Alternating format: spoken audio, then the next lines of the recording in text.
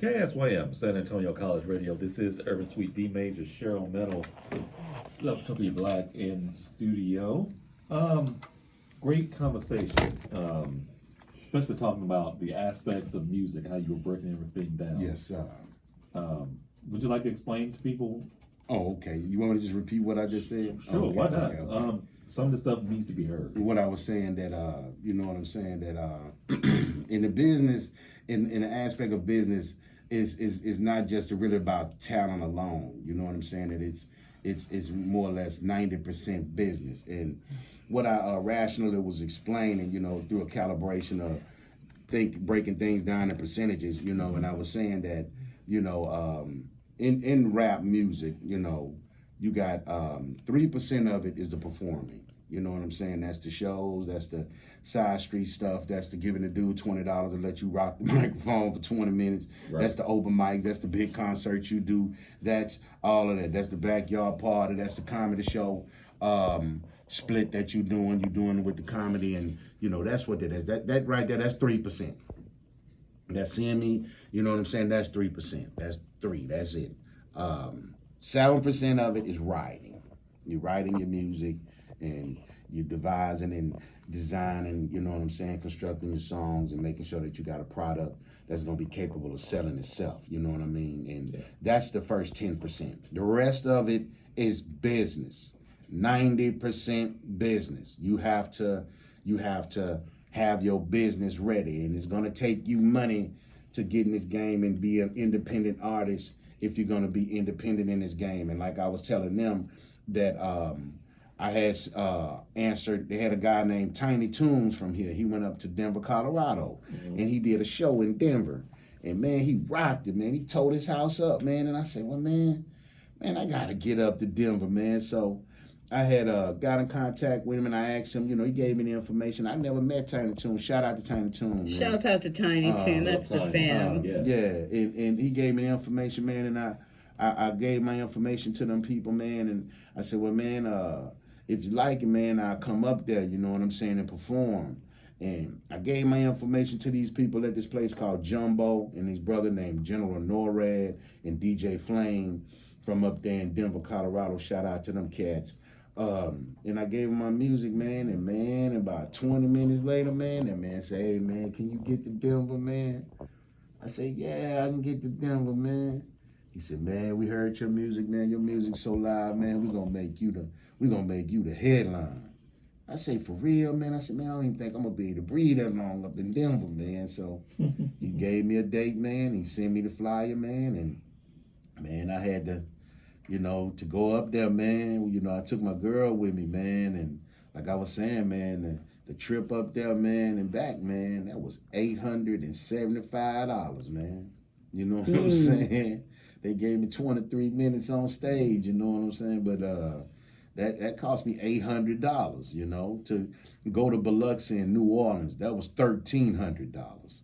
To go to Canada and perform up there and get your music around. That cost me $2,500. To go to Roatan, Honduras, which I caught on a cruise, to get on a cruise ship. They was letting me stage jump, you know what I mean? They just throw some music on and I jump on stage on the microphone and rock the microphone to their music and stuff like that, getting people from around the world to see who I am. That cost my girl. I eventually came back and made up for it, but that was $6,000, you know what I'm saying? And I'm just saying that, you know, and that's just doing it with me and her. If I was really into it, like I see a lot of cats in there, these crews and stuff, man, 5 of y'all get together, man, and put together with $300, man, and go rent a Sprinter van, man, and take that run from, like I did. I missed that Austin thing because a storm came, but I went from San Antonio to Houston to New Orleans to Biloxi. That's a drive. Stopping in each spot, blowing it up, blowing them up, blowing them up. Man. Yeah, but you know, to be the boss you're gonna pay the cost. You're gonna have to spend that money. You're gonna have to spend that money, bro. And you know, I wouldn't lie to nobody, nothing like that. They'd be like, man, boy, you be rapping, man. You be tearing it up, man. I'd be like, man, that's just the egg at Popeyes, man. You know what I'm saying? Well, I've always said, you know, Yeah. it's one thing to say you're in the music business, but if you don't Yeah. understand the business of music, you know what I'm saying? Yeah. Man. How you so what you bringing to the table? What Yeah, well, I mean, you know, it's a funny thing. Let me give you a little history on me and Septopia. Yes, I was about to say, how do you two get together? We're like a tag team. Yeah.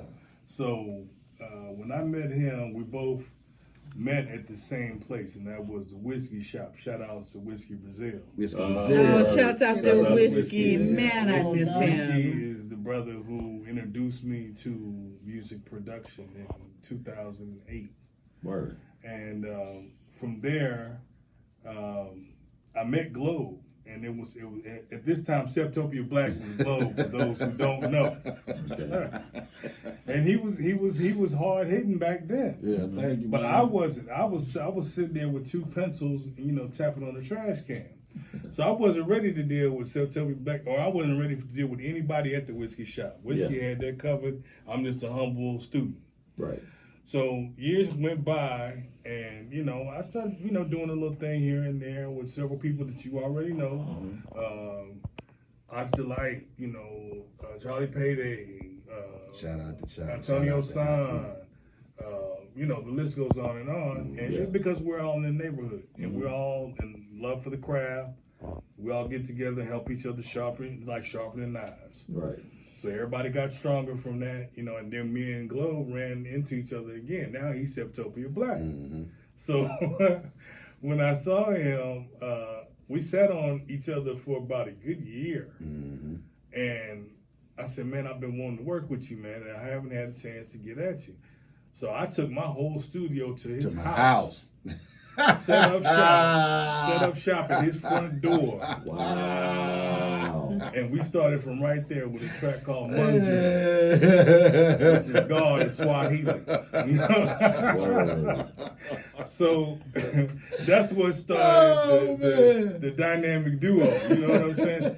And then he was sitting on all these tracks that he had in his repertoire for like how many years, man? Yeah, like since 1995. Since '95. Since 95. Yeah, that's what you're hearing now, So- man. That's 95. Whoa. I'm not gonna pat myself on the back, but I was like, man, you got to get this stuff out of here. So I started pushing on him. Well, quit sitting on that stuff, man. Yeah. Quit sitting on it. Yeah. And he finally said, man, but I need to finish it off.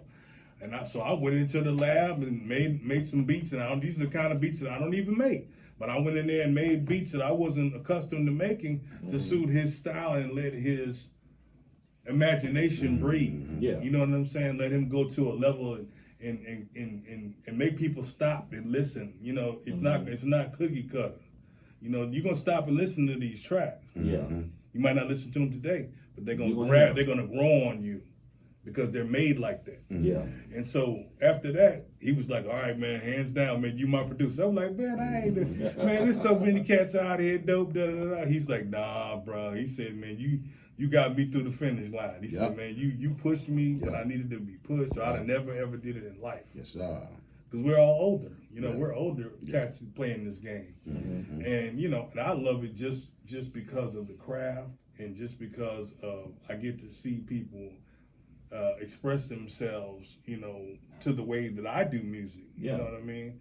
And then how versatile I am, it makes them versatile. I'm like, when you come to me, if you're not a true MC, we're not going to get along.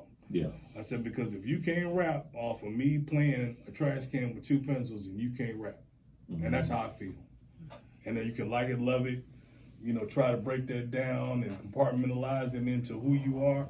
But that's how hip hop started. 2 trash cans and a pencils. Yeah.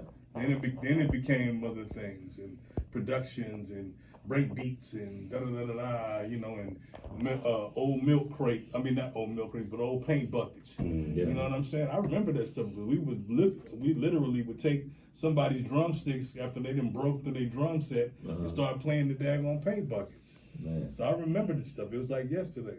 But anyway, in a nutshell, we finished off his album called titled "Villain of the Village."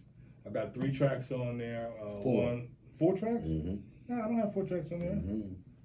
Do I? Black. Tomorrow. Damage you Me. mean? That's it. I thought it was 4. No, that was 3. Mm. But anyway, we did that album, and then in turn, I'm working on a collaboration with several people, mainly instrumentalists. But he's going to be the main rapper on that album. It's going to be called the William Collier Presents. Mm-hmm. And then we're going to do another one after that, but probably after we do his second album, called the Jazz Hop Collective. You know, that's all based in what I started when I had my record store on WWY, the Jazz Hop Record Shop. That was me collecting people that could vibe together and instrumentalists that could vibe together to come up with a unique sound, something different from San Antonio, like hip hop and jazz mix, live, and poetic, and the whole 9 yards. So that's what we're gonna be working on, and we're gonna have out this next album. Push Septopia. Yeah. We're gonna have this next album out before too long. It's gonna take no 20-something years. Let's get into more music and then get back to the let's do conversation. that. Hey, y'all, stay tuned. Coming up, we got a track from Young, Black, and Gifted, and the latest from our friend Murs. But right now, Septopia Black. This is Oxygen. Keep it locked, y'all. More coming up. This is the Urban Suite KSYM, San Antonio College Radio. Big Daddy Ox.